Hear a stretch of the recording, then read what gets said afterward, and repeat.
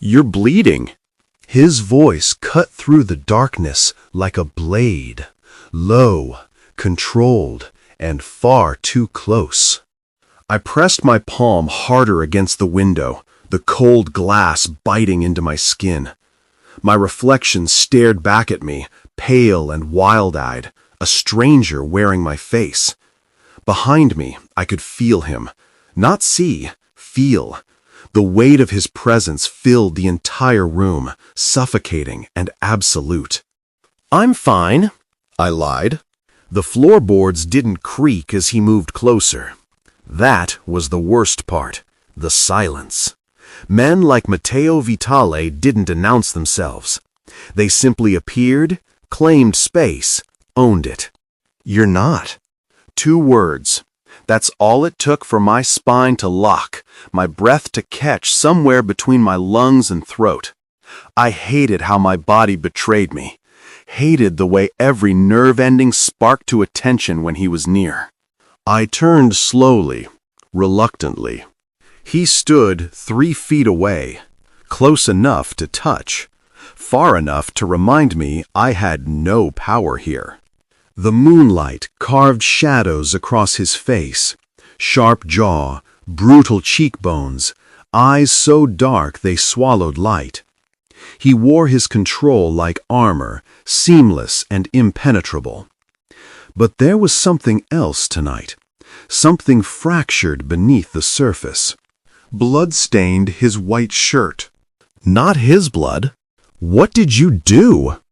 The question escaped before I could stop it. His mouth curved, not quite a smile. Protected what's mine. The possessiveness in those words should have terrified me. It did terrify me. But it also sent heat spiraling low in my belly, unwanted and undeniable. "I'm not yours," I whispered. He moved then. 1 step, 2. I had nowhere to go. The window pressed cold against my back, trapping me between glass and man, between freedom and captivity. He didn't touch me. He didn't have to. "Your father signed the contract 3 days ago," he said softly. Too softly. "You became mine the moment his signature dried on that paper. Contracts can be broken.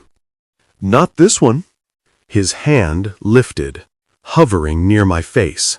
I stopped breathing entirely, waiting, anticipating, dreading. His fingertips brushed my temple, feather-light, devastating. "You're still bleeding," he murmured, showing me the crimson smear on his fingers, "from when you tried to run." I had tried, 2 hours ago. Made it as far as the estate gates before his men found me, dragged me back, locked me in this room, his room, with explicit instructions not to let me leave. "I'll try again," I said, lifting my chin. "Every chance I get." Something flickered in his eyes. Amusement? Admiration? Or something darker, more dangerous? "I know you will." He brought his blood-stained fingers to his mouth, maintaining eye contact as he tasted. "That's why I chose you." My heart hammered against my ribs. "You didn't choose me. You bought me." "Yes. No denial, no shame. And I'll spend the rest of my life making sure you understand what that means." The promise in his voice sent ice and fire through my veins simultaneously. This man, this beautiful, terrifying man, held my entire future in his scarred, violent hands. I should hate him. I did hate him. But when he finally touched me, palm curving around my throat with just enough pressure to make breathing deliberate, I didn't pull away. "Why?" I managed. "Why me?" His thumb stroked once across my racing pulse.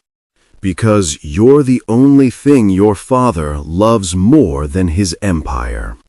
His face lowered until his lips nearly brushed mine, and I needed leverage that would destroy him completely. The truth shattered something inside me. Not unexpected. I'd known this was about revenge, about power, about the blood feud between the Vitale and Laurent families. But hearing it spoken so plainly, feeling the weight of being a weapon aimed at my own father. "You're a monster," I breathed. Yes. His honesty was somehow worse than any lie. "And now you belong to me." The door burst open. Matteo moved like lightning, positioning his body between me and the intruder. His gun appeared from nowhere, aimed and ready before I could even register the threat. "Boss."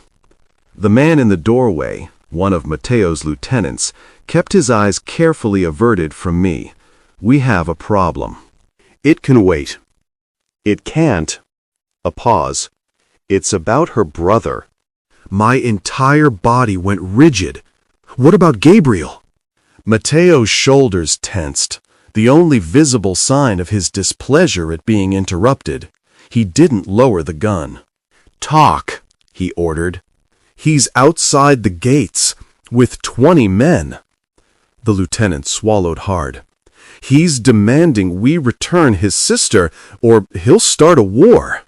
Silence crashed down like a physical force.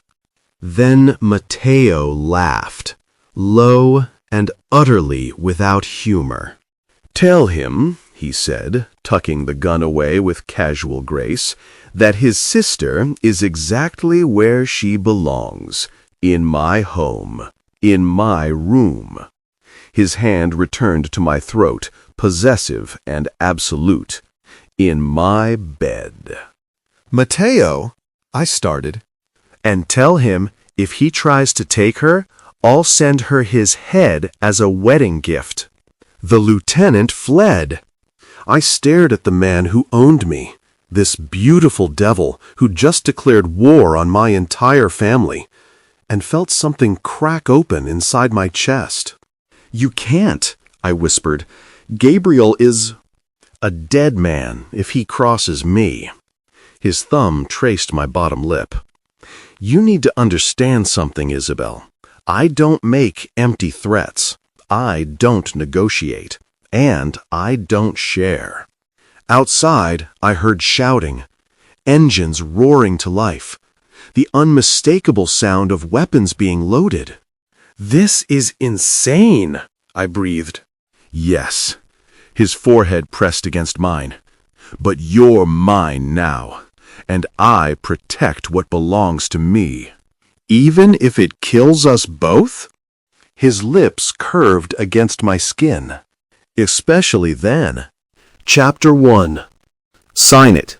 My father's voice carried across his office like a judge delivering a death sentence. Cold, final, devoid of anything resembling paternal affection. I stared at the document on his mahogany desk. 20 pages of legal text that boiled down to 3 words. "You are sold." No. The word came out steadier than I felt.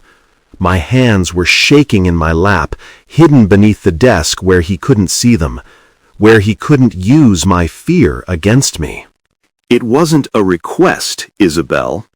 And it's not a negotiation." I forced myself to meet his eyes, those cold blue eyes I'd inherited, though mine had never learned to freeze people the way his did. "I won't marry a stranger because your empire needs shoring up." Something flickered across his face. Annoyance, nothing more. "Hated each other," I interrupted. "The families have hated each other for 3 generations. His grandfather killed yours. His father destroyed our shipping operation in Naples. And now you expect me to believe this is about peace?" My father stood, moving to the window overlooking the estate grounds.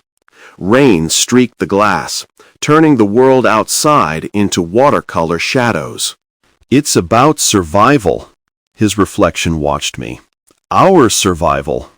Whose? Ours or yours? His jaw tightened. Point scored. The Russians are moving into our territory, he said, as if explaining simple arithmetic to a child. The Bratva doesn't negotiate. They take. And they're taking everything we've built unless we form an alliance strong enough to push back. So form an alliance. Make a deal. Sign a treaty. I gripped the arms of my chair. Don't trade your daughter like livestock. The Vitalis require insurance that we won't betray them. He turned to face me fully. You are that insurance. The casual cruelty of it stole my breath. Not the fact of being used. I'd grown up in this world, understood that daughters of powerful men were always currency. But the ease with which he said it, the complete absence of conflict or regret. What about what I want? I asked quietly. What you want is irrelevant. 4 words that destroyed 23 years of pretending he might, somewhere deep down, actually care. I stood on trembling legs. Then you'll have to drag me to the altar unconscious, because I will not sign that contract voluntarily. I made it 3 steps toward the door. Sit down, Isabelle. I kept walking. Gabriel is with the Vitales right now. I froze. What? Your brother. My father's voice remained infuriatingly calm. He had some debts. Gambling, women, the usual vices of young men with too much money and too little sense. A pause. Matteo Vitale acquired those debts. All of them. Gabriel owes him $3 million. The floor tilted beneath me. You're lying. I wish I were. He gestured to the chair I'd abandoned. Sit, please. The please made it worse somehow. Evidence that he could still perform courtesy when it suited him. I sat. Gabriel is alive, my father continued, unharmed. Vitale gave me his word on that. But if you refuse this marriage, if you walk out that door, he trailed off, letting the implication hang. He'll kill him. He'll do worse than kill him. He'll destroy him, strip him of everything. His name, his reputation, his place in this family. Gabriel will disappear into whatever hole the Vitales throw failures into, and you'll never see him again. My breath came too fast, too shallow. Gabriel. Reckless, charming Gabriel, who'd taught me to pick locks when I was 7, who'd covered for me a dozen times when I'd tried to have a normal life beyond these walls, who was probably the only person in this entire criminal empire who'd ever looked at me and seen a sister instead of an asset. This is blackmail, I whispered. This is reality. I wanted to scream. Wanted to overturn the desk, shatter the windows, set the whole suffocating office on fire. Instead, I reached for the contract with numb fingers. How long? I asked. The engagement is immediate. The wedding in 6 weeks. 6 weeks until I became Isabelle Vitale. 6 weeks until I lost whatever remained of my freedom. My hand hovered over the signature line. Does he know? I asked. Matteo, does he know you're forcing me into this? My father's expression flickered. He knows Gabriel is leverage. He doesn't know you're unaware of certain aspects of the arrangement. What aspects? That this is permanent. That there will be no divorce. That any children you have will bind our families forever. He leaned forward. That you will share his bed, bear his heirs, and play the role of devoted wife regardless of your personal feelings. Bile rose in my throat. You've sold me to a man you've spent your entire life calling enemy, and you expect me to smile through it? I expect you to survive it." For the first time, something almost human entered his voice. "The Vitales are brutal, Isabelle, but they're loyal to their own.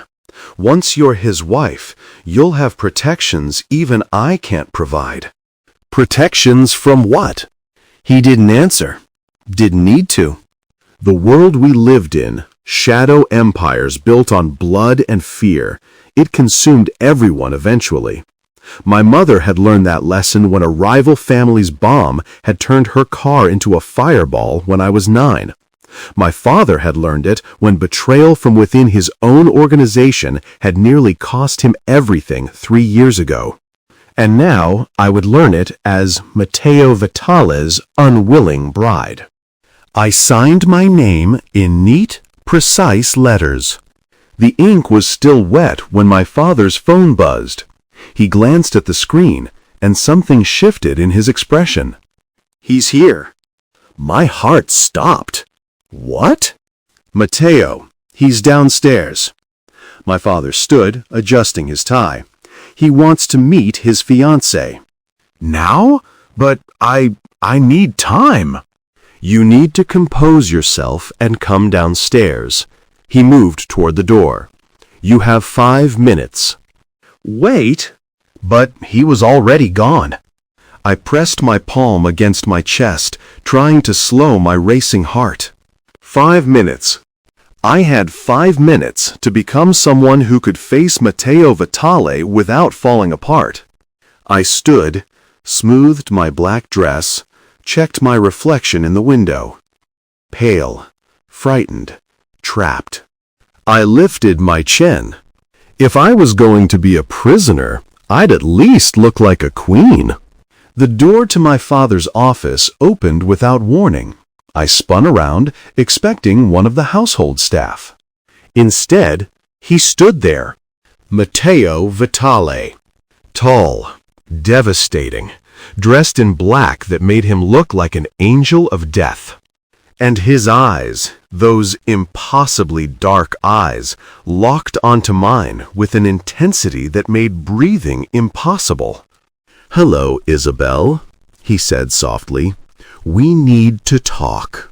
Chapter 2. You weren't supposed to be here yet. The words tumbled out before I could stop them. Stupid, weak, exactly the opposite of the composure I'd been trying to gather. Matteo stepped into the office, closing the door behind him with a quiet click that sounded like a cell locking. "Your father's security is adequate," he said, moving closer with the fluid grace of a predator, "but not infallible." "You broke in." "I walked in." His mouth curved slightly. "There's a difference." He stopped 3 feet away, close enough that I caught his scent, expensive cologne underlaid with something darker, more primal, danger wrapped in Italian leather. I forced myself to stand still, to not retreat, to not show how every instinct screamed at me to run. "My father said 5 minutes," I managed. "Your father says many things." Matteo's gaze traveled over me slowly, cataloging every detail. Most of them are lies. "And you're different?" "No." That brutal honesty again. "But at least I'm honest about what I am." He circled me slowly, and I felt his attention like a physical touch, assessing, claiming. My skin prickled with awareness despite the layers of fabric between us. "You signed the contract," he observed. "I had a choice?" "Everyone has choices, Isabelle." He completed his circle, facing me again. "Some just have more expensive consequences than others." "Like my brother's life." Something flickered in his expression. Not quite guilt, but not indifference either. Gabriel made his own choices. He knew the risks of gambling with money he didn't have. Matteo tilted his head slightly. Did your father tell you what he was betting on? Does it matter? It might, to you. The way he said it sent ice through my veins. Tell me. He was betting on your wedding date. Matteo's voice remained perfectly level. Specifically, whether you'd go through with it or run. He wagered $3 million that you'd run. The betrayal hit harder than I expected. Gabriel, charming, protective Gabriel, had bet against me, had gambled on my misery. I see. My voice sounded hollow even to my own ears. He lost, apparently. Matteo stepped closer. You're here.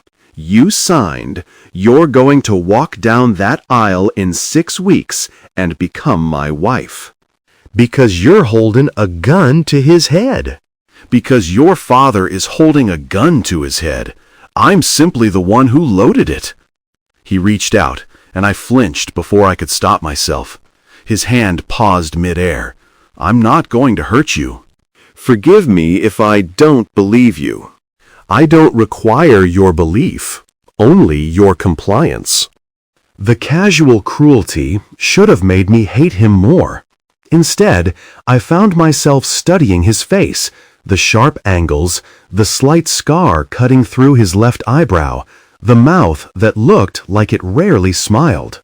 He was beautiful, the way a blade was beautiful, perfectly designed for violence. Why are you really here? I asked. You could have waited downstairs, made a production of our first meeting. Instead, you sneak up here like I wanted to see the real you before you put on whatever mask your father told you to wear. His hand finally completed its journey, fingertips grazing my jaw. I wanted to see if you'd cry. I jerked back. I don't cry. Liar. But his eyes held something that might have been approval. You want to. I can see it in the tension around your mouth, the way you're gripping your dress. You're terrified. Of course I'm terrified. You've blackmailed me into marriage, and you're a monster?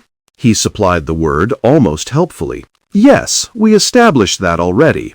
Stop finishing my sentences. Stop being so predictable. Anger flared hot and bright, burning through the fear.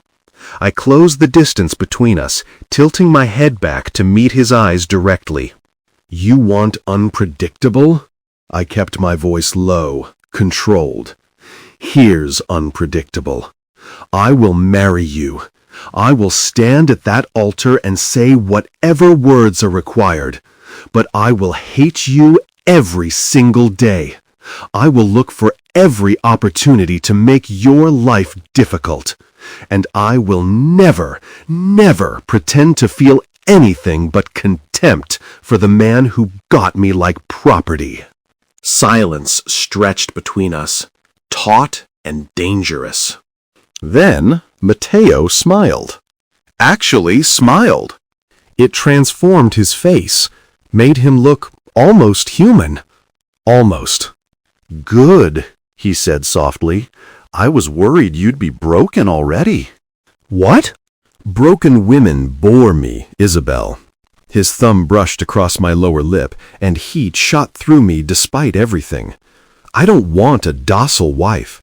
I want someone who challenges me, someone with fire. You want someone to fight with?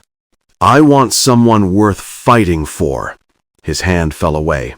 6 weeks, then you're mine. Use that time however you need. Say goodbye to your old life, come to terms with your new one, plot my murder if it helps you sleep at night. You're giving me permission to plot your death? I'm giving you honesty, which is more than anyone else in this house will give you. He moved toward the door, then paused. One more thing. What? Your brother will be at the wedding, alive, unharmed. That's my promise to you. Why should I trust your promises? He looked back over his shoulder, and something in his expression made my breath catch. Because unlike your father, Isabelle, when I make a promise to someone I own, I keep it. The door opened before I could respond. My father stood in the hallway, surprise flickering across his face at finding Matteo already inside. "I trust you've introduced yourselves," my father said carefully. "Of course. The engagement party is 2 weeks at my estate." Matteo's tone left no room for argument. "Isabelle will need a new wardrobe, something appropriate for a Vitale wife." "I have clothes," I said sharply. "You have clothes for being Henri Laurent's daughter." Matteo's gaze cut to me. "You'll need different armor for being my wife." "I'm not a doll you can dress up." "No." His eyes gleamed with something dangerous. "You're far more valuable than that." He left without another word, his footsteps silent on the marble hallway floor. My father watched him go, then turned to me with an expression I couldn't read. "Well," he said finally, "that went better than expected." "Better?" I nearly laughed. "He just told me I'm property." "You are property. The sooner you accept that, the easier this will be." My father stepped into the office, closing the door. "Matteo Vitale is dangerous, Isabelle, but he's also powerful, protected. If you play this correctly, you could end up with more freedom than you ever had here. Freedom in a golden cage is still captivity. Then make the cage so beautiful you forget it's a prison." He moved to his desk, already dismissing me. "You have a dress fitting tomorrow at 10. Don't be late." I walked out of the office on legs that felt disconnected from my body. The hallway stretched before me, familiar and foreign at the same time. Everything looked the same. The artwork on the walls, the Persian runner beneath my feet, the afternoon light filtering through the windows. But I was different now. I made it to my bedroom before the shaking started, locked the door, pressed my back against it, and slid to the floor. I didn't cry. I wouldn't give them that. Instead, I pulled out my phone and stared at Gabriel's contact information. My thumb hovered over the call button. What would I even say? "You bet against me? You sold me out?" The phone buzzed in my hand. Unknown number.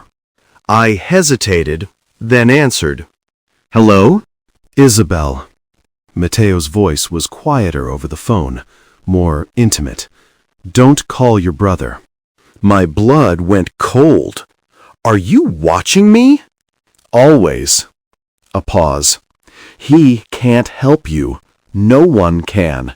You need to understand that." "Then why are you calling?" "To give you a choice." My heart stuttered. "What choice?" "You can wait 6 weeks and walk down the aisle hating me. Spend our wedding night afraid of me. Let fear poison every moment until you can't remember what it felt like to be anything other than terrified." His breath carried across the line. "Or you can meet me halfway. Learn who I am. Let me learn who you are. Make this bearable for both of us." "You want me to what? Fall in love with my captor?" "I want you to survive being my wife." Something raw entered his voice. "I want you to understand that I didn't choose this either, that sometimes we're both prisoners of the same cage." The vulnerability in his words caught me completely off guard. "I don't understand," I whispered. "You will, eventually." A long pause. "There's a car waiting outside your estate gates. Black sedan. The driver has instructions to take you anywhere you want to go. One last night of freedom before the engagement becomes public." "Why would you?" "Because I remember what it feels like to lose everything in a single signature." His voice hardened again. "The car will wait until midnight. After that, your choices become significantly more limited." The line went dead. I stared at my phone, mind racing. A test? A trap? Or something else entirely? Outside my window, the sun was setting, painting the sky in shades of blood and gold. I had until midnight to decide who I wanted to be. The prisoner who accepted her fate. Or the woman who went down fighting. Chapter 3. "Where to, Miss Laurent?" The driver's voice was professionally neutral, his eyes never quite meeting mine in the rearview mirror. One of Matteo's men. Had to be. No one else would wait at our gates without my father's security descending. I slid into the back seat, still not entirely sure why I'd come down here, why I'd walked past the guards, through the gates, into this car that smelled of leather and danger. "I don't know," I admitted. "Mr. Vitale suggested you might need time to think." The driver pulled smoothly onto the road. "He owns a property overlooking the harbor. Private, secure, good place to watch the sunset if you need perspective." "He sent you to take me to his property?" "He sent me to take you anywhere you want to go." A pause. "The harbor house was merely a suggestion." I should tell him to take me back. Should slam the door and run before this became something I couldn't take back. Instead, I heard myself say, "The harbor house. Fine." We drove in silence through the city, leaving behind the manicured lawns and fortress walls of my father's estate. The streets grew narrower, older, until we reached the waterfront, where warehouses and shipping containers gave way to sleek modern buildings perched on the edge of the bay. The cars stopped in front of a glass and steel structure that looked like it had been carved from moonlight. Minimalist, beautiful, completely unlike the ostentatious mansion I'd grown up in. "Mr. Vitale is waiting inside," the driver said. Of course he was. I climbed out, the salt air hitting my face. Below, the harbor spread out like dark silk, lights from the city reflecting on its surface. Beautiful, deceptive, deep enough to drown in. The door opened before I could knock. Matteo stood there, and for a moment I forgot how to breathe. He changed from the formal suit, now wearing dark slacks and a white shirt with the sleeves rolled to his elbows. Casual, human, more dangerous because of it. "You came," he said softly. "I'm an idiot." His mouth curved. "Possibly. Come in." The interior was exactly what I'd expected. Clean lines, expensive furniture, floor-to-ceiling windows offering a panoramic view of the water. No clutter, no personality. A place to exist, not to live. "Drink?" He moved to a bar cart near the windows. "No." "Scared I'll poison you?" "Scared I'll need it." I stayed near the door, maintaining distance. "Why am I here, Matteo?" He poured himself 2 fingers of scotch, then turned to face me fully. The setting sun cast him in silhouette, making it impossible to read his expression. "Because I wanted to talk to you without your father listening through the walls." He gestured to the windows. "This building is swept daily for surveillance. Whatever you say here stays here." "You expect me to believe that?" "I expect you to decide what you believe." He took a slow sip. "But I'm offering you something rare in our world, Isabelle. Honesty without consequences." I moved deeper into the room, drawn despite myself. "Fine, then be honest. Why are you really marrying me?" "Your father told you. Alliance, protection, the usual." "No," I cut him off. "I want the real reason, the one that has nothing to do with politics or territory." He studied me for a long moment, then set down his glass. "Come here." "Why?" "Because I want to show you something." Every instinct screamed not to trust him. But curiosity, that dangerous, persistent thing, made me cross the room until I stood beside him at the windows. He pointed toward the harbor. "See that warehouse? The red one, third from the left?" "Yes." "Good. Fear keeps you alert, keeps you alive." His mouth hovered a fraction of an inch from mine. "But are you afraid I'll hurt you?" The question hung between us, layered with meaning I couldn't quite untangle. "I don't know," I admitted. "Then let me make it simple." He pulled back slightly, giving me space to breathe. "I will never raise my hand to you in anger. I will never force you into my bed. And I will kill anyone who tries to harm you, including your own family if necessary." That's supposed to comfort me?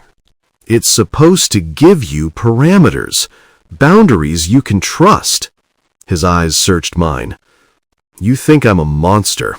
You're right, but I'm a monster with rules." "What are your rules?" "Loyalty, honesty, protection." He ticked them off like commandments. "Betray me, and I'll destroy you. Lie to me, and I'll make you regret it. But stay under my protection, play your role, give me heirs," he paused, "and I'll give you more freedom than your father ever did." Freedom in a cage. Freedom to choose which cage. His hand fell away. "I won't pretend this will be love, Isabelle. We're not children who believe in fairy tales. But it doesn't have to be misery either." I moved to the windows, needing distance to think. The city lights were coming on now, transforming the harbor into something magical and false. "What if I can't do this?" The words escaped before I could stop them. "What if I can't be what you need?" "You're Henry Laurent's daughter. You were raised for this." "I was raised to be a trophy wife to some legitimate businessman, not the wife of a mafia boss." "There's not as much difference as you think." He came up behind me, close enough that I felt his heat. "You already know how to smile through lies, how to host parties for people you despise, how to pretend everything is perfect when your world is falling apart. That's not living, that's surviving." "In our world, surviving is winning." His reflection joined mine in the glass. "But I can offer you more than survival, Isabelle. I can offer you power." I turned to face him. "What kind of power?" "The kind that comes from being untouchable. The kind that makes men like your father hesitate before they use you as currency again." His eyes gleamed with something dark and promising. Matteo's expression hardened slightly. "Your brother?" "Step away from her," he demanded. My blood turned to ice. "Gabriel," I breathed. My brother's eyes were desperate, frightened, fixed on Matteo with pure hatred. "I'm getting you out of here, Bella," he said, "right now." And Matteo, instead of drawing his weapon, simply smiled. "Your timing," he said softly, "is exceptionally poor." Chapter 4. "Put the gun down, Gabriel." My voice came out steadier than I felt. Every muscle in my body was locked tight, waiting for the explosion of violence that seemed inevitable. "Are you insane?" Gabriel's gun hand trembled. "He's going to—" "He just cleared your debt." I stepped around Matteo, ignoring his low growl of warning. 5 minutes ago, you're free." That stopped him. The gun wavered, confusion flooding his features. "What?" "I negotiated your release. You don't owe him anything anymore." I moved closer, watching his trigger finger. "So please, please put the gun down before you get us both killed." Bella, you don't understand. I came to rescue you. From what? A conversation? Anger spiked through the fear. You bet against me, Gabriel. $3 million that I'd run, that I'd be too weak to go through with the wedding. He flinched like I'd slapped him. I was trying to give you an out, he said desperately. If you ran, I'd lose the bet, but you'd be free. I was willing to... To sacrifice yourself? Matteo's voice was silk over steel. How noble. Except your sister is more pragmatic than you gave her credit for. Gabriel's attention snapped back to Matteo, hatred sharpening his features. Don't talk to her. Don't even look at her. Difficult, considering she's about to become my wife. Matteo hadn't moved, hadn't reached for his weapon, but everything about his posture screamed predator. Now, you have 10 seconds to lower that gun before I stop being patient. You don't scare me. I should. Matteo tilted his head slightly. Ask your sister what I promised her, about people who try to harm what's mine. Gabriel's eyes cut to me. Bella? I swallowed hard. He said he'd kill anyone who tried to hurt me, including family. You believe him? The question hung there, weighted with more than just concern for his own life. He was asking if I'd chosen sides, if I'd already crossed some invisible line. I believe he keeps his promises, I said carefully. Something broke in Gabriel's expression. They got to you already. No one got to me. I made a choice. I reached for his arm, gently pushing the gun down. The same choice you made when you gambled with money you didn't have. We both made mistakes. We're both trying to survive the consequences. This isn't survival, Bella. This is surrender.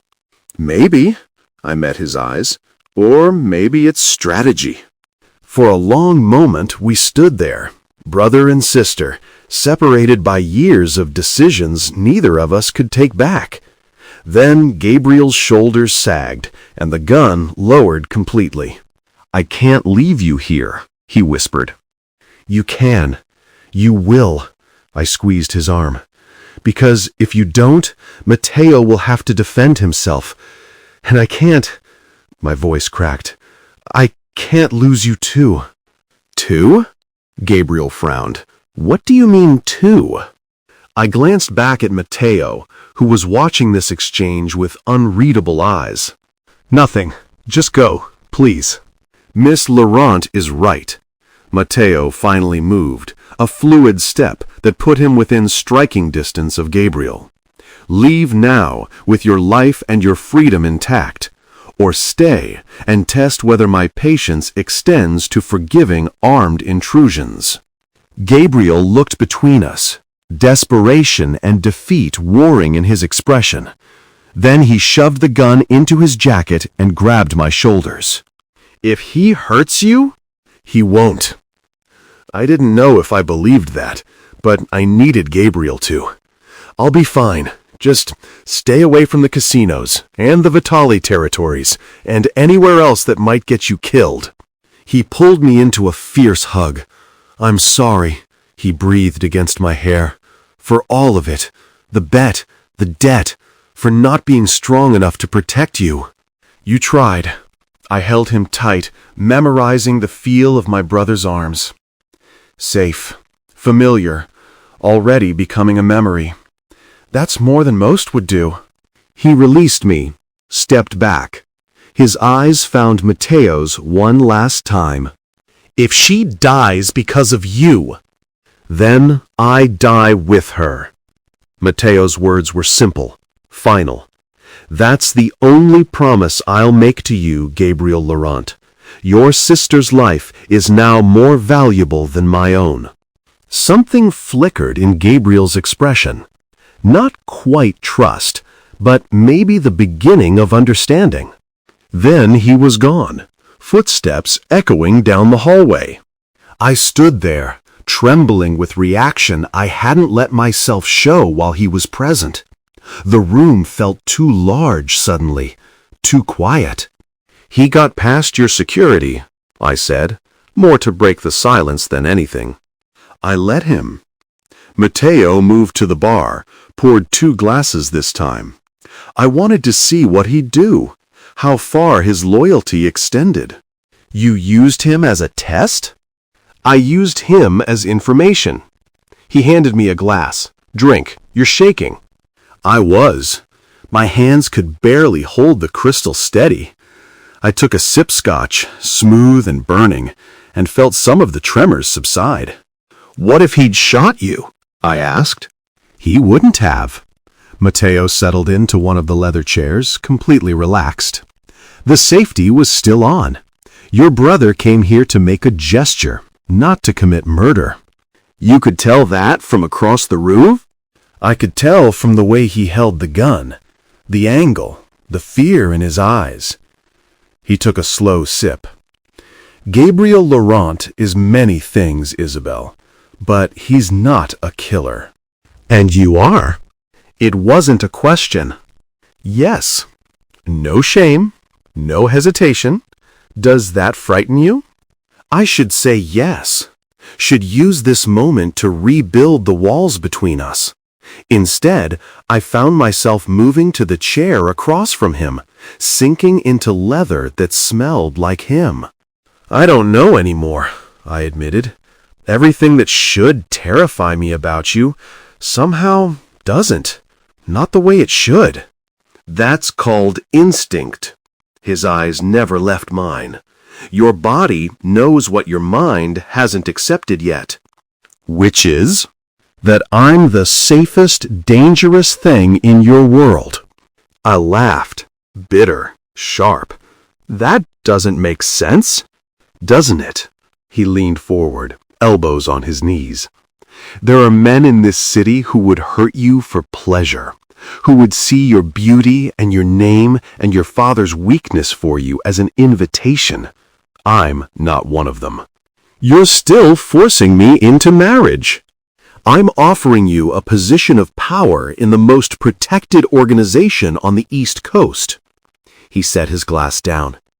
There's a difference between force and inevitability, Isabelle. What's happening between us, it was always going to happen. The only variable was whether you'd fight it every step or learn to use it. Use it how? However you want. He stood, offering his hand. Come here. I stared at his outstretched palm. Scarred, strong, capable of violence, and something else. Something I didn't have a name for yet. Why? Because I want to show you something else, about who you're going to be. Against all logic, I took his hand. He pulled me up, then led me back to the windows. The city spread below us. Millions of lights, millions of lives, all of them oblivious to the deal being struck in this glass tower. See all of this? His voice was low, intimate. In 6 weeks, half of it will be yours to command. Vitale territory, Vitale resources, Vitale protection. I don't want territory. Then what do you want? The question was so simple, so impossible. I want to not be afraid, I whispered. His hand tightened on mine.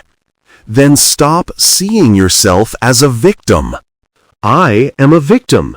You said it yourself. I'm collateral. Insurance against betrayal. You're also the woman who negotiated her brother's freedom within 5 minutes of being offered a deal, who stood between him and me without flinching, who signed a contract she hated because she was smart enough to know that survival sometimes requires sacrifice. He turned me to face him. You're not weak, Isabelle. You're strategic. There's a difference. His words settled into something deep in my chest. Some part of me I'd kept locked away beneath years of being my father's perfect, ornamental daughter. I don't know how to be what you need, I admitted. You don't need to know. You just need to be willing to learn. His hands framed my face, thumbs brushing my cheekbones. I'm not asking for love. I'm not even asking for affection. I'm asking for partnership, for you to stand beside me and let me teach you how to be untouchable. And if I can't? Then you take your 50 million and disappear. But I don't think you will. His eyes searched mine. Because I think you're tired of being powerless, and I'm offering you the one thing no one else ever has. What's that? The words sent a shiver through me, half fear, half something dangerously close to hope. We didn't speak on the drive back. Matteo's hand rested on my thigh, possessive and grounding. I stared out the window, watching the city blur past, and tried to reconcile the woman I'd been this morning with whoever I was becoming. The car pulled up to the estate gates. Guards surrounded us immediately, weapons visible. My father stood on the front steps, fury evident even from this distance. "Stay calm," Matteo murmured. "Let me handle this." He's going to lock me in my room. Probably. His hand squeezed my leg. But only for 6 more weeks. Then he'll never touch you again. 6 weeks felt like a lifetime. The car door opened. My father's head of security stood there, expression grim. "Mr. Laurent requires Miss Isabelle inside, immediately." I started to move, but Matteo's hand held me in place. "Tell Henry," he said softly, dangerously, "that his daughter and I were discussing wedding arrangements. If he has concerns about her whereabouts, he can direct them to me." "Sir, I have orders to—" "I don't care about your orders." Matteo's voice dropped to a lethal whisper. "Isabelle is my fiancée, which means she's under Vitale protection as of the moment that contract was signed. If Henri Laurent wants to contest that, he can call me directly." The guard looked uncertain, glancing back toward my father. Matteo leaned closer to me, his lips at my ear. "When you walk in there, don't apologize. Don't explain. Just tell him you were with me. Let him wonder what that means. He'll do nothing, because the moment he harms you, the alliance is void." Matteo's hand slid to the back of my neck. "You're not his anymore, Isabelle. The sooner he understands that, the better." Then he kissed me. Not the gentle brush from earlier. This was claiming, possessive, a performance for the guards, for my father watching from the steps. And God help me, I kissed him back. When he finally released me, I was breathless and shaking. 6 weeks, he whispered. Count them down. I climbed out of the car on unsteady legs, walked toward my father with my chin high and my lips still burning from Matteo's kiss. My father's expression was thunderous. Inside, now. I didn't run, didn't cower, just walked past him with as much dignity as I could summon. Behind me, I heard Matteo's car pull away. The door closed, and my father's hand closed around my arm. "What?" he hissed. "Did you think you were doing?" I met his eyes, and for the first time in my life, I didn't look away. "Getting to know my future husband," I said calmly. "Isn't that what you wanted?" His grip tightened until I knew there'd be bruises. But I didn't flinch. Didn't give him the satisfaction. Because Matteo was right about one thing. I wasn't weak. Not anymore. Chapter 5. The dress needs to be perfect. My father's sister, Aunt Margot, circled me like a vulture, her critical gaze cataloging every flaw. We stood in the largest suite at the St. Regis, surrounded by wedding gowns that cost more than most people's homes. "She's too pale," Margot pronounced, "and too thin. Matteo Vitale will think we're handing him damaged goods." I bit my tongue hard enough to taste blood. 4 weeks had passed since that night at the Harbor House. 4 weeks of being locked in my room, except for dress fittings, engagement party preparations, and carefully choreographed public appearances with Matteo. 4 weeks of my father's cold fury and Margot's endless criticisms. 4 weeks of bruises I hid beneath silk sleeves. "Try the Valentino," Margot ordered the attendant. "Something with more structure. She needs all the help she can get." The attendant, a kind-eyed woman named Rosa, shot me a sympathetic look as she helped me out of the current gown, a Vera Wang that made me look like a ghost. "Deep breath," Rosa whispered as she unlaced the back. "Only 2 more to try." "Only 2 more weeks until the wedding," I murmured back. Is that a good thing or a bad thing? I didn't know anymore.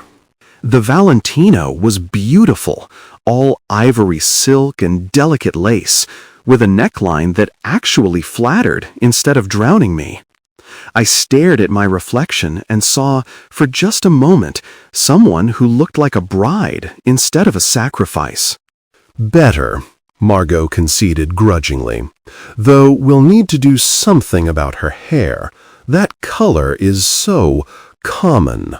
My hand went reflexively to my auburn hair, my mother's hair, and rage simmered beneath my carefully maintained composure.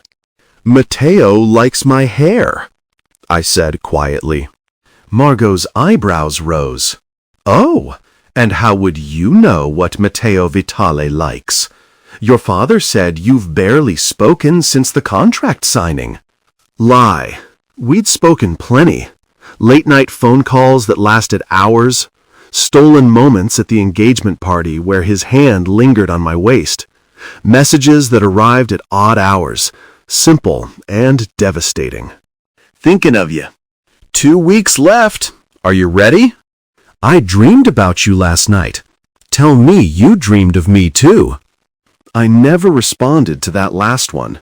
Didn't know how to admit that, yes, I dreamed of him constantly, that I woke with my heart racing and my body aching for hands that had never actually touched me beyond that single claiming kiss. "We've talked," I said neutrally. "Talked." Margot's smile was cruel. "How modern. In my day, we understood that marriage was business. Love, or whatever you want to call it, came later, if at all." "Did it?" I met her eyes in the mirror. "Come later, I mean." Her expression flickered. "That's not relevant." Which meant no. Margot had married my father's business partner 30 years ago and spent 3 decades in what everyone politely called a comfortable arrangement. Her husband kept mistresses. She kept pills and wine. I would not become her. The Valentino, I decided. This is the one. Rosa's face lit up. Margot looked like she wanted to argue but couldn't find solid ground. "Fine, we'll have it altered to fit properly." She gathered her purse. "The final fitting is in 1 week. Don't gain any weight. And for God's sake, get some sun. You look consumptive." She swept out, leaving Rosa and me in blessed silence. "She's lovely," Rosa said dryly, helping me out of the gown with gentle hands. "She's miserable and wants company." I caught Rosa's hand. "Thank you for being kind." Hard not to be kind to someone who says please and thank you. She carefully hung the Valentino. "Your young man, he treats you well?" "He's not my young man. He's my arranged husband." That doesn't answer the question. I thought about Matteo's phone calls, the contract promising freedom, The way he'd positioned himself between me and Gabriel's gun without hesitation. "He treats me fairly," I said finally. "Fairly's a start," Rosa smiled. "My Giuseppe and I, we had an arranged marriage too, 43 years ago. Hated him for the first 6 months." My face burned. I never said. "You didn't have to. The way you looked at me at the engagement party, the way your voice changes when we talk late at night, the way you're breathing right now." A dark chuckle. "You want me, Isabelle, even though you don't want to want me." "You're very sure of yourself." "I'm sure of what I see, what I feel when you're near." The playfulness faded. 2 weeks. Then I can stop pretending I don't want to touch you every moment we're in the same room. My mouth went dry. "Matteo." "I'm not pushing, just being honest." A rustle, like he was moving. "There's a car waiting for you at the estate gates. Same driver as last time. He'll bring you to me." "I can't. My father's watching me constantly. If I disappear again..." "He's not home. Business meeting in Connecticut. Won't be back until tomorrow." Matteo's voice lowered to pure temptation. "One night, Isabelle. No guards, no witnesses. Just you and me and honesty." Every rational thought screamed no. This was dangerous, reckless, exactly the kind of thing that would give my father ammunition. "Where?" I heard myself ask. "Somewhere no one will find us." His satisfaction was audible. "Somewhere I can finally stop being the controlled man everyone expects and just be." "Be what?" "Yours." The word hung between us, impossible and perfect. "1 hour," he said. "Pack light. And Isabelle?" "Yes?" "Bring the gun your father doesn't know you have. Where we're going, you might need it." The line went dead.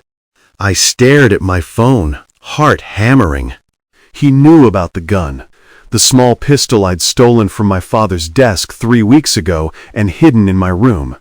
Insurance, backup, a last resort if everything went wrong. How did he know? I own the hotel. Of course. Cameras, or someone on his payroll among the house staff, or both. Nothing was private in our world. Nothing was safe. Except, possibly, with him.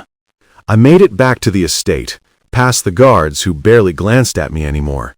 Up to my room where I locked the door and leaned against it, mind racing. This was insane. Going to him, trusting him, wanting him despite everything that should make me run. But Rose's words echoed. "Maybe you'll surprise yourself." The car took me north, away from the city, into forests that grew denser with every mile. We drove for over an hour before pulling up to a cabin that looked like something from a fairy tale, all dark wood and stone, perched on the edge of a lake that reflected the sunset. Matteo stood on the porch, dressed in jeans and a dark sweater that made him look younger, more human, devastating. "You came," he said as I climbed out. "You knew I would." "Hoped." He took my bag. "Wasn't certain." The cabin interior was warm, fire already crackling in the stone fireplace. Rustic furniture, soft rugs, windows overlooking water that seemed to go on forever. "It's beautiful," I admitted. "It was my mother's, before she married my father and entered the family business." He set my bag down by the stairs.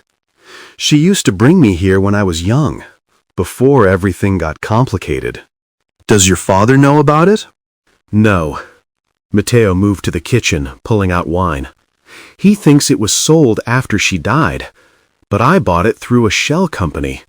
It's the one place in my life that's completely mine." The vulnerability in that admission made my chest tight. "Why bring me here?" Because I wanted you to see who I am when I'm not performing. He poured 2 glasses, handed me one. The man I might have been if I'd been born into a different life. Who is that man? I don't know yet. His smile was self-deprecating. Maybe you can help me figure it out. We drank in silence, the tension between us shifting into something softer, more dangerous. Your aunt said I look consumptive, I said finally.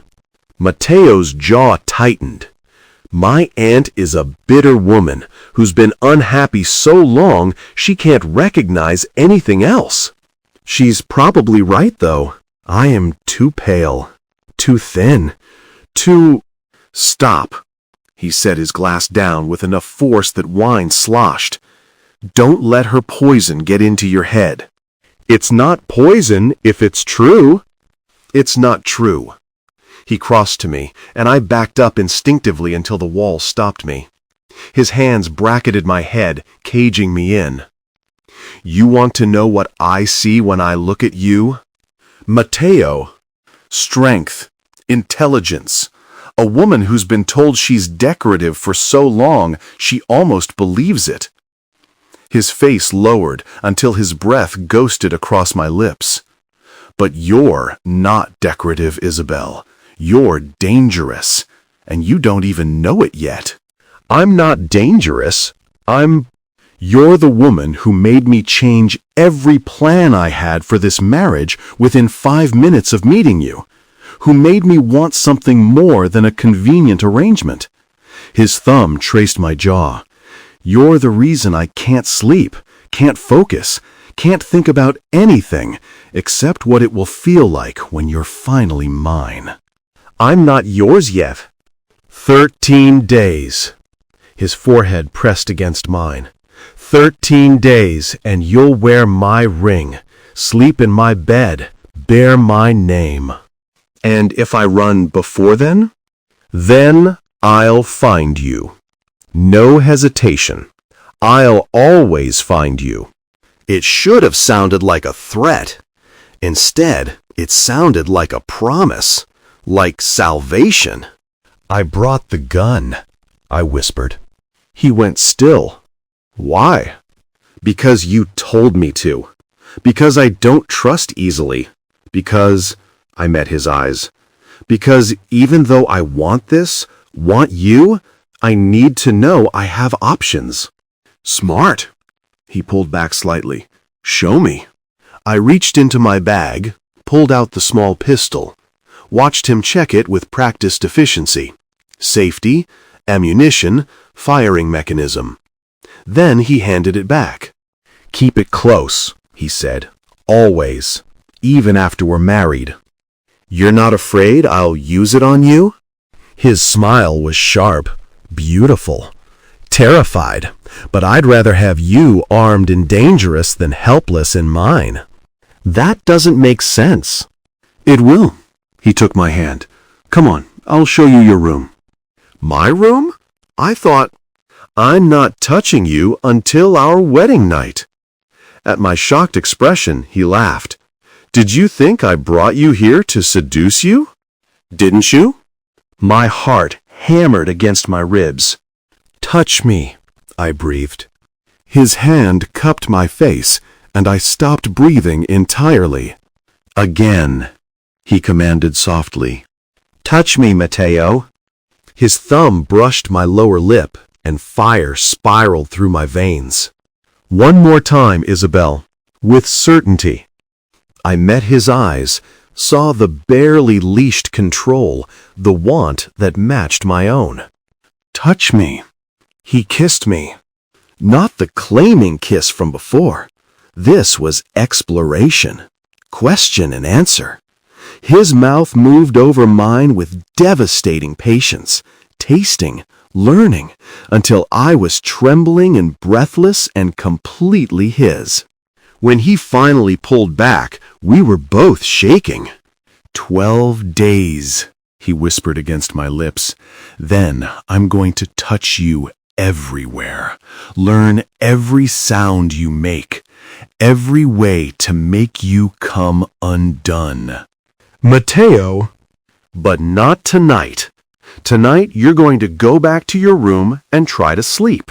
And tomorrow we're going to pretend we're a normal couple having a normal weekend. We're not normal. No, his smile was bittersweet. But we could pretend, just for a day. So I went back to my room, the taste of him still on my lips. And when I finally fell asleep, I dreamed of him touching me in ways that left me gasping. 12 days until I became his wife. An eternity. A heartbeat.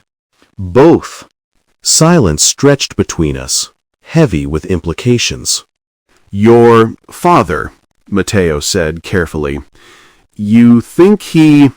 I don't know. The truth burned. I was 9. Maybe I imagined the fight. Maybe I misunderstood. Or maybe, I met his eyes, maybe I've been living with my mother's murderer my entire life, and I'm too much of a coward to do anything about it. That doesn't make you a coward. His hand found mine. That makes you a survivor. Is there a difference? Yes. He pulled me closer until I was tucked against his side. A coward runs from the truth. A survivor lives with it until they're strong enough to act. And when will I be strong enough? Soon. His arm tightened around me. Because in 11 days, you'll have my resources, my protection, my name. A pause. And if you want answers about your mother, I'll help you find them. I turned to look at him, searching his face for the lie, the manipulation. Found only grim sincerity. Why would you do that?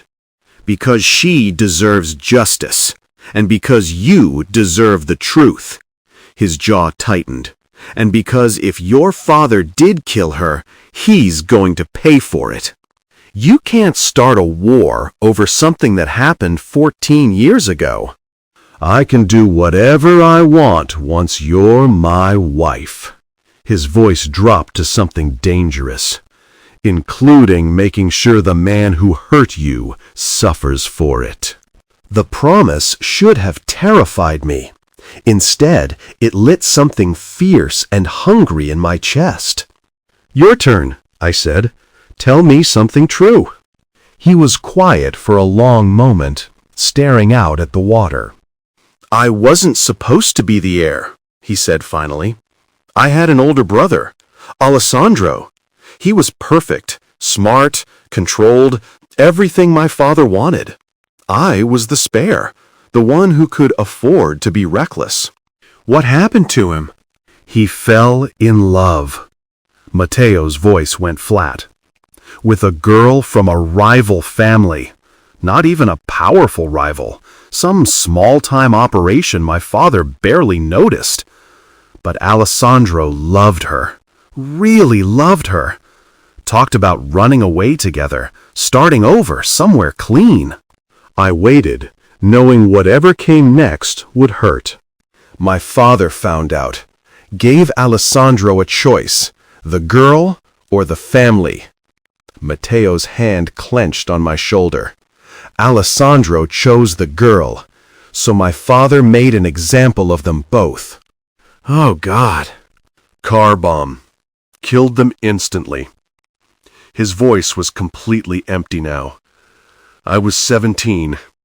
Came home from school to find my father in his office, drinking scotch like it was any other Tuesday. He looked at me and said, "You're the heir now. Don't make me regret it." Matteo. So no, Isabelle, I don't believe in love. I watched it destroy my brother. Watched it turn my father into something even more monstrous than usual. He finally looked at me.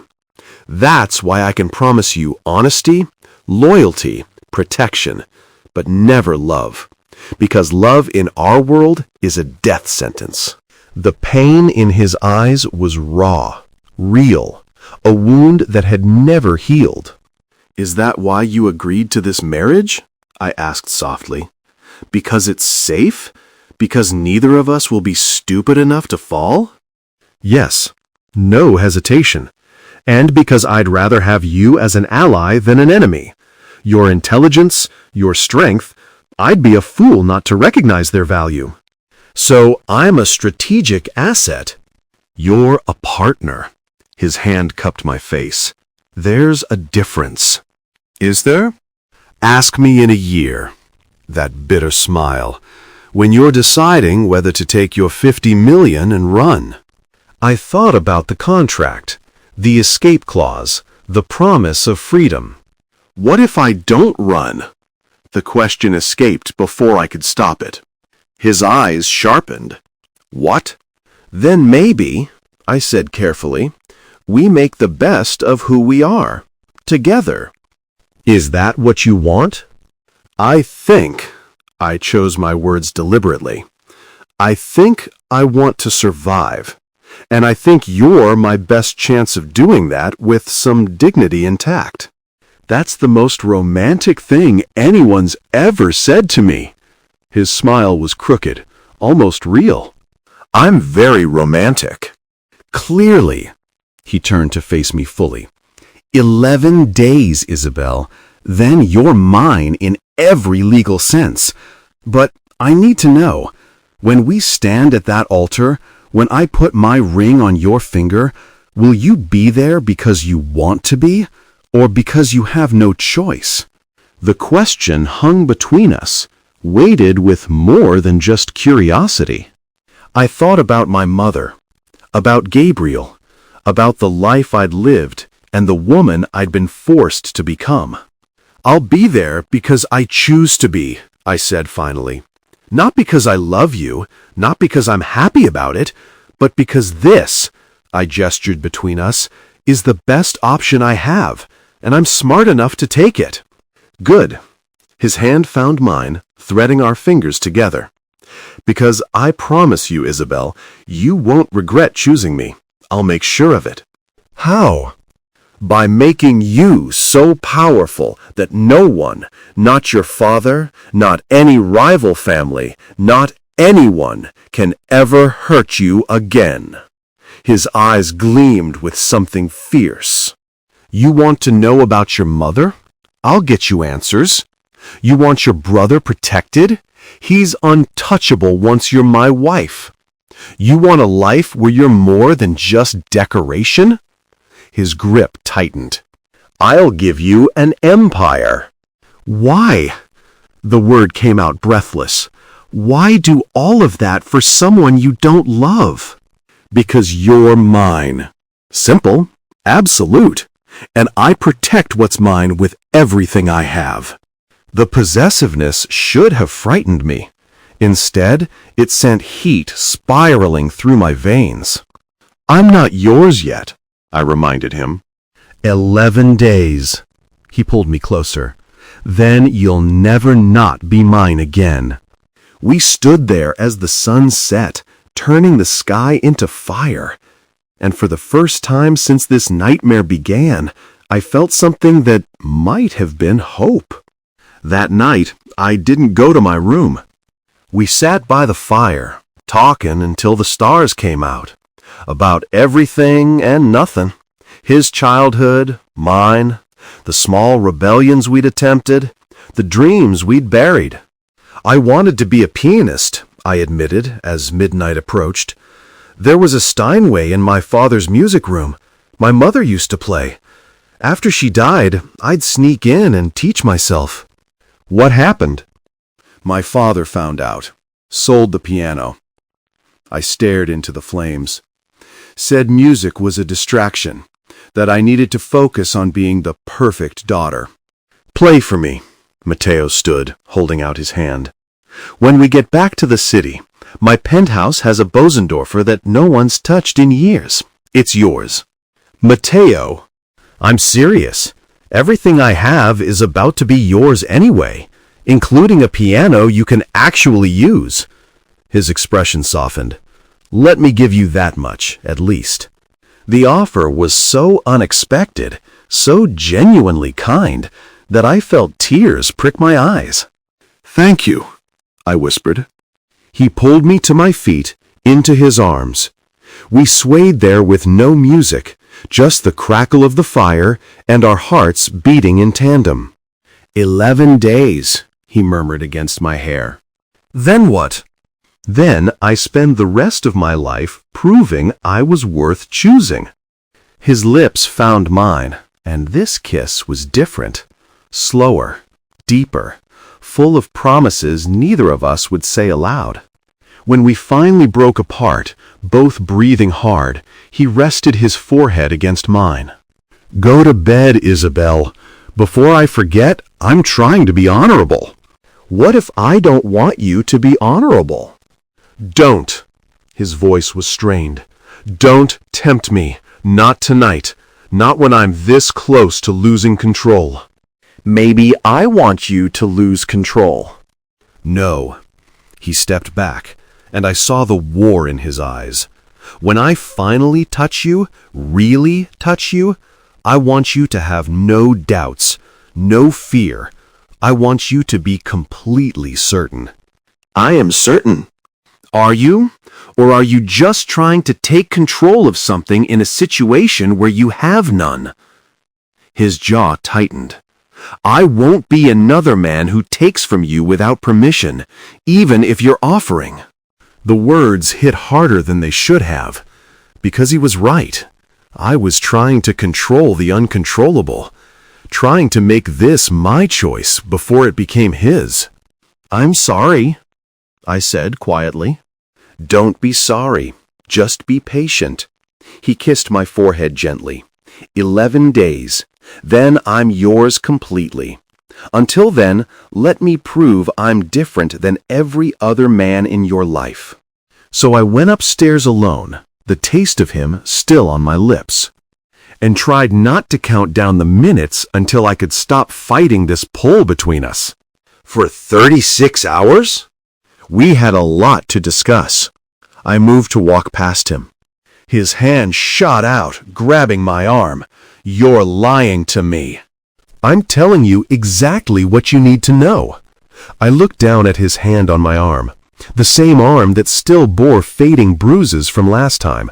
"Let go." "You don't give me orders in my house."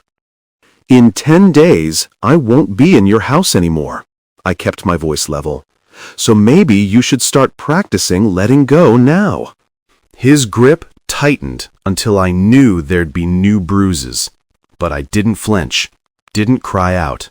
Just stared at him with all the contempt I'd been swallowing for years.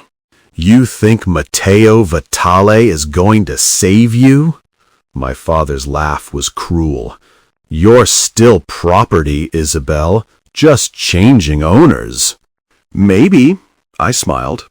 "Or maybe I'm about to become something neither of you expected." I yanked my arm free and walked upstairs, leaving him standing there. In my room, I locked the door and pulled out my phone. "I'm home. Thank you again." "Matteo? How did you—" "Matteo, I know your father, and I saw how you held your arm when you got out of the car." "It's fine." "Matteo, it's not, but it will be. 10 days, Isabelle. Then he never touches you again." "Promise?" "Matteo, promise. Now get some rest. You have a dress fitting in the morning." "How do you know my schedule?" "Matteo, because I'm about to be your husband. Your schedule is my schedule now. Sleep well, cara mia." I stared at those last 2 words. My dear. The first time he'd used any endearment. "Good night, Matteo." I fell asleep with my phone still in my hand and dreamed of a man with dark eyes who promised to make me powerful. 10 days. An eternity. A heartbeat. Both. Chapter 7. Something's wrong. Rose's whisper cut through the chaos of the final dress fitting. Around us, seamstresses pinned and tucked, Margot barked orders, and champagne flowed for everyone except me. 3 days until the wedding. 3 days until I became Isabelle Vitale. What do you mean? I kept my voice low, eyes on my reflection. The Valentino fit perfectly now, transforming me into someone I barely recognized. Your father. Rose's fingers worked quickly, adjusting the train. He's been meeting with men, dangerous men, not Vitale men. Ice slid down my spine. How do you know? My nephew, he works in your father's security, says there's talk that your father is planning something. Her eyes met mine in the mirror. Something that happens after the wedding. After? My heart hammered. Not before? After, when everyone thinks the alliance is sealed. Rose's hand squeezed my ankle briefly. Be careful, Bambina. Trust no one. Before I could ask more, Margot appeared behind us, her expression sharp. Rosa, the hem is uneven. Fix it. Yes, Mrs. Vitale. Rose's face went carefully blank. I stood frozen in my wedding gown, mind racing. What was my father planning? A double cross? Betrayal? Or something worse? My phone buzzed in my purse across the room. I watched Margot's assistant pick it up, glance at the screen, then carry it over with barely concealed curiosity. Your fiancé, she said, voice dripping with implication. I took the phone, saw the message preview. Matteo, we need to talk, now. It's about your father. My blood went cold. I need a moment, I said, already moving toward the dressing room. Isabelle, we're not finished, Margot started. 5 minutes. I didn't wait for permission, just gathered the dress and fled. In the privacy of the dressing room, I called him. He answered on the first ring. Where are you? St. Regis. Final fitting. What's going on? Your father met with the Bratva last night. Matteo's voice was tight with controlled fury. The same Russians who are supposed to be our common enemy. The entire reason for this alliance. The room tilted. That doesn't make sense. Why would he? Because he's planning to betray me the moment we're married. Use you as a shield while he negotiates his own deal with the Russians. They're offering him more territory, more power. All he has to do is eliminate me and deliver them Vitale operations. Eliminate. The word stuck in my throat. You mean, kill me? Yes. His voice was eerily calm. Probably during the honeymoon. Somewhere remote where it can look like an accident. You'd be the grieving widow, conveniently returned to your father's protection. Oh, God! I sank onto the small bench, white silk pooling around me. He's using me as bait. He's using you as insurance. If I die while you're my wife, you inherit everything. And your father, as your only living parent, would control it all until you remarried. Bitter understanding. It's actually brilliant. Sociopathic, but brilliant. How do you know all this? I have people in your father's organization. Loyalties aren't as fixed as he thinks. A sound like papers rustling.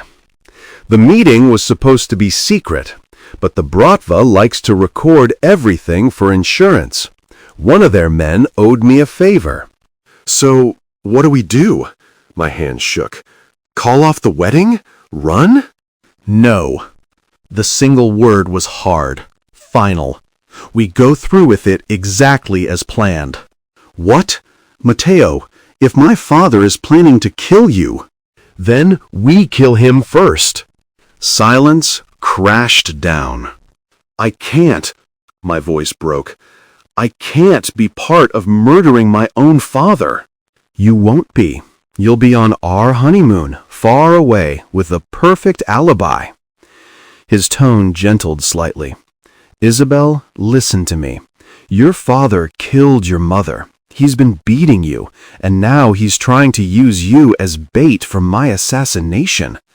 At what point does he stop being your father and start being your enemy?" "I don't know," I whispered. "I don't know anymore." "Then trust me to make the hard choice. Trust me to protect you." A pause. "That's what you're marrying me for, isn't it? Protection?" "Yes, but—" "No buts. 3 days, we get married, we smile for the cameras, we play the perfect couple." His voice dropped to something deadly. "And then I eliminate the threat to both of us, permanently." "There has to be another way." "There isn't. Not in our world." He sighed. "I'm sorry, Isabelle. I know this isn't what you wanted. But your father made his choice when he decided to betray our alliance." I sat there, drowning in white silk and impossible decisions. "What if you're wrong?" I asked finally. "What if your information is bad?" "It's not. I have recordings, transaction records, everything. I'll send them to you if you want proof." "No, I pressed my free hand to my face. "I believe you. I need time to process this." "You have 3 days. Use them." His voice softened. "And Isabelle, I meant what I said at the cabin. You're mine to protect now. That includes protecting you from your own family." The line went dead. I sat there, staring at my reflection in the mirror. A bride, a widow-to-be, a daughter who was about to become an orphan. And underneath it all, relief. God help me, part of me was relieved. A knock on the door. "Miss Laurent, are you all right?" "Fine," I called back. Voice surprisingly steady. Just needed a moment. I stood, smoothed the dress, and studied myself one last time. In 3 days, I would marry Matteo Vitale, and my father would die. I should feel something: horror, guilt, grief. Instead, I felt nothing but cold, clear certainty. This was survival, and I was choosing to survive. "To the future," I echoed. The future where he was dead and I was free. I left his office and found Gabriel waiting in the hallway. He'd been avoiding me since that night at the cabin. Now he looked haunted. "We need to talk," he said quietly. "Now? It's almost midnight." "Now." He grabbed my arm, pulling me into an empty sitting room. "Bella, I need to know, are you really going through with this?" "What choice do I have?" "You could run. I'd help you. We could disappear together." "Gabriel," I cut him off gently. "I'm not running. I'm choosing this." "Choosing to marry a man you don't love?" "Choosing to marry a man who's offering me more than I've ever had. Power, protection, a way out of this house." I touched his face. "I'll be okay, I promise." "How can you promise that? You barely know him." "I know enough." I dropped my hand. "And honestly, I trust him more than I trust our father." Gabriel flinched. "Don't say that." "Why not? It's true." I moved to the window, looking out at the grounds. "Father's been using us our entire lives. At least Matteo is honest about it." "Jesus, Bella, when did you become so cold?" "When I realized warmth was a luxury I couldn't afford." I turned back to him. "Go to bed, Gabriel. Get some rest. Tomorrow's gonna be a long day." "I'm worried about you." "Don't be." I kissed his cheek. "Worry about yourself, because once I'm Matteo's wife, I won't be able to protect you anymore." "I don't need protection." "We'll see." I left him standing there and climbed the stairs to my room one last time. On my bed, a box waited. Black velvet. No card. Inside, A necklace. Diamonds and sapphires arranged in a pattern that took my breath away. And beneath it, a note in Matteo's precise handwriting. Something blue. Something borrowed from my mother's collection. May it bring you better fortune than it brought her. Tomorrow, you become mine, and I become yours. Sleep well, cara mia. I fastened the necklace around my throat, feeling the weight of the stones, the weight of the choice. Tomorrow. Tomorrow, I stopped being Isabelle Laurent. Tomorrow, I became someone new. Someone dangerous. Someone free. Wedding day. The cathedral was full of lies. Flowers everywhere. White roses, gardenias, orchids flown in from somewhere exotic. Candles turning everything golden. 500 guests who smiled with their mouths but calculated with their eyes. 2 families united. Peace achieved. Business secured. All of it theater. I stood in the bride's chamber, staring at my reflection. The Valentino transformed me. The sapphire necklace caught the light. My hair was twisted into something elegant and severe. I looked like a Vitale wife. "Showtime," Margot announced, appearing behind me. For once, her expression held something almost like approval. "You look acceptable." High praise. "Don't be clever. It's unbecoming." She adjusted my veil. "Remember, you represent both families now. Every eye will be on you. Don't embarrass us." I'll try to contain myself. She left, and Rosa appeared to make final adjustments. "You're sure about this?" Rosa whispered. "No," the truth. "But I'm doing it anyway." Then be strong, Bambina. Be stronger than all of them. She kissed both my cheeks.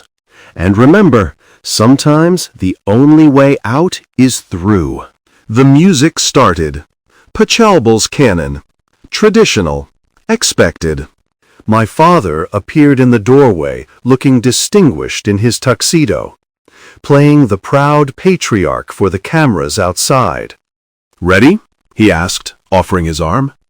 I took it, felt his strength, the same strength that had killed my mother, that had bruised me, that had sold me.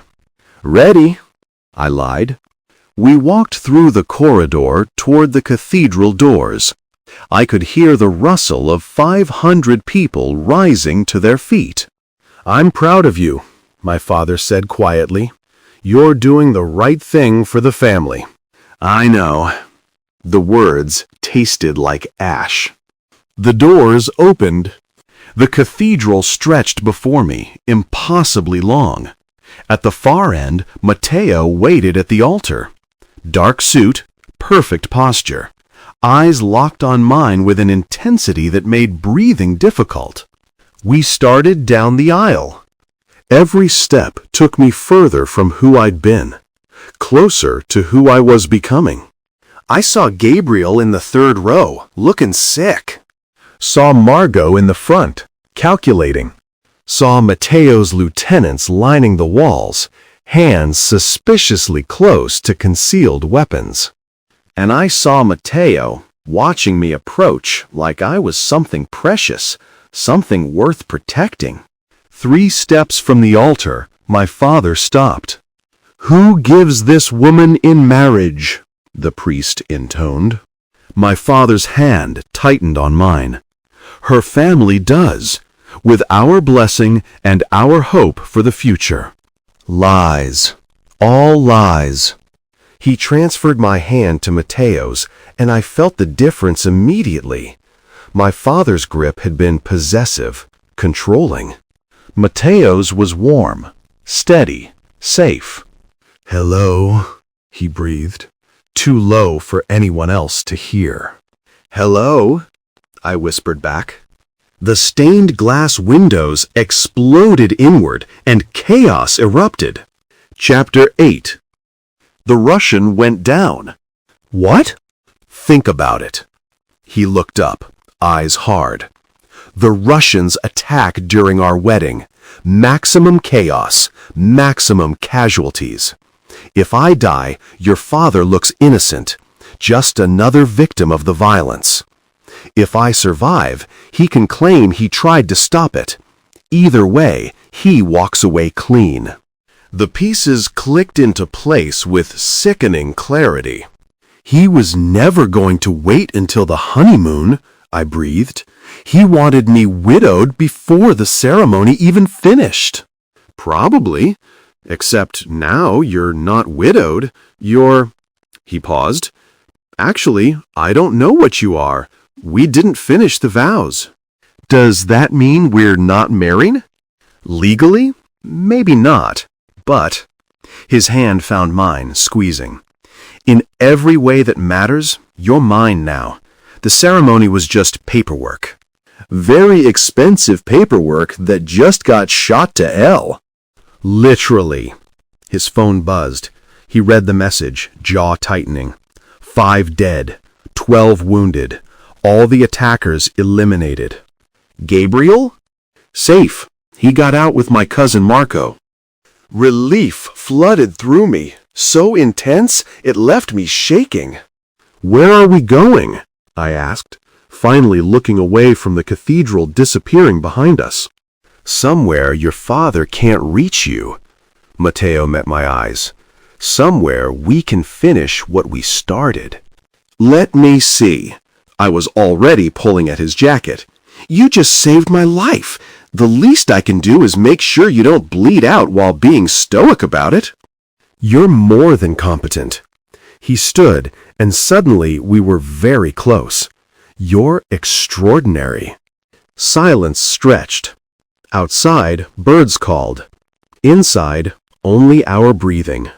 Yes, he said finally, softly. I take you as my wife, now and always. Then, my voice cracked. I, Isabelle Marie Laurent, take you, Matteo Alessandro Vitale, as my lawfully wedded husband, to have and to hold, for better or worse, until death do us part. Which could be tomorrow, he said wryly. Could be tonight, I smiled despite everything. But right now, in this moment, we're both alive. And we're choosing each other. That's more than most people in our world get. He kissed me then. Soft, reverent. Nothing like the claiming kiss from weeks ago. This was a promise, a beginning. When we broke apart, he was smiling. Really smiling. Mrs. Vitale, he murmured. Mr. Vitale. I tested the name on my tongue. It sounds strange. You'll get used to it. His phone buzzed again. He checked it, expression darkening. We have a problem. Another one? Your father's holding a press conference. Claims the Russians attacked because I've been secretly working with them. That the alliance was a trap. That he was trying to protect you from me. Ice flooded my veins. He's framing you for the attack? Brilliant, isn't it? Either I respond and look defensive, or I stay silent and look guilty. He pocketed the phone. He's covering his tracks, making sure if I expose his betrayal, no one will believe me. What do we do? We prove him wrong. Matteo's eyes gleamed with something dangerous, and we do it in a way he can't refute. How? The recordings, the ones I mentioned before, proof of his meeting with the Bratva. He pulled out a flash drive from his pocket. I was going to use these to quietly eliminate him, but now we go public, destroy his reputation before he destroys mine. That'll start a war. The war already started. In that cathedral. He handed me the drive. But I need your permission. Once we release this, there's no going back. Your father will be ruined, possibly killed by his own organization for the betrayal. And you, he paused, you'll be the daughter who brought him down. I stared at the small piece of plastic, my father's death sentence. Will Gabriel be safe? I asked. I'll make sure of it. He'll be under Vitale protection, untouchable. And me? You're already untouchable. You're my wife now. His hand covered mine. But I need to know you're ready for this, for the consequences. I thought about my mother, about the bruises, about watching my father sell me like property, about Rosa's warning, Gabriel's fear, Matteo's promise to make me powerful. Do it, I said. Release everything. You're sure? I'm sure. I met his eyes. My father made his choice. Now I'm making mine. Matteo pulled out his phone, typed something, then showed me the screen. A single button. Send. Last chance, he said softly. I pressed the button. For better or worse, it was done. No going back now, Matteo said, watching the coverage on his laptop. No going back, I agreed. How do you feel? I waited for guilt, for grief, for horror at what I'd just done. Found only relief. Free, I whispered. I feel free. His arms came around me from behind, pulling me against his chest. Then, welcome to your new life, Mrs. Vitale. His lips brushed my temple. It's going to be dangerous, complicated, probably shorter than we'd like. But it's mine. It's ours. He turned me to face him, and I promise you, whatever comes next, we face it together. Together, I repeated. He kissed me again, and this time it didn't stay gentle. This time it turned hungry, desperate. We'd survived an assassination, destroyed an empire, bound ourselves to each other in blood and vows. Upstairs, he breathed against my mouth. Now. Is this the part where you finally stop being honorable? This is the part where I claim my wife. His eyes burned. If you're ready. I took his hand, felt the calluses, the strength, the protection. I'm ready. We climbed the stairs together, leaving behind our blood-stained wedding clothes and stepping into something new. Something dangerous. Something ours. And for the first time in my life, I wasn't afraid of what came next. Because whatever it was, we'd face it together. Epilogue. 1 year later. Isabelle. You're staring again. Matteo's voice drifted across the bedroom, amused and warm.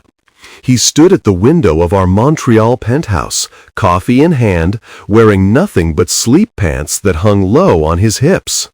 The morning light turned him golden, made the scars he'd collected over the past year look like art instead of violence. I'm allowed to stare at my husband, I said from the bed, stretching lazily. Husband of 1 year, 3 months, and, he checked his watch, 14 hours. But who's counting? You, apparently.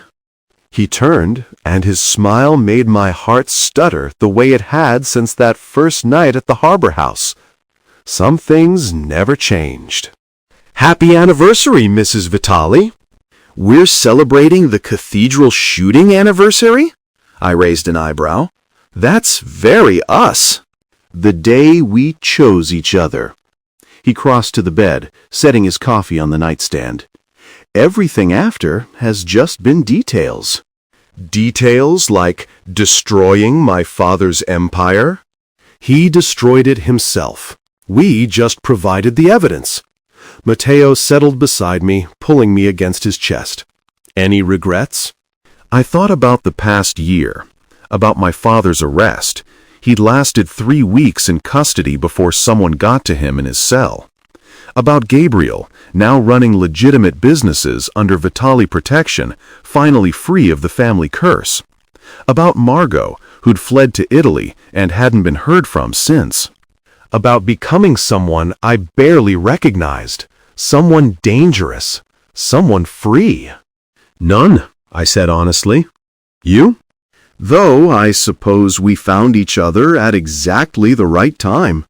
That's a very specific list of reasons. We stood there in the morning light, wrapped around each other, mourning a woman who'd deserved better and celebrating the daughter who'd finally gotten free. I covered his hand with mine, felt the promise in his touch. The contract sat on the mahogany desk between us. $50 million, mine for the taking. Freedom from the Vitale name. A fresh start anywhere in the world. The end.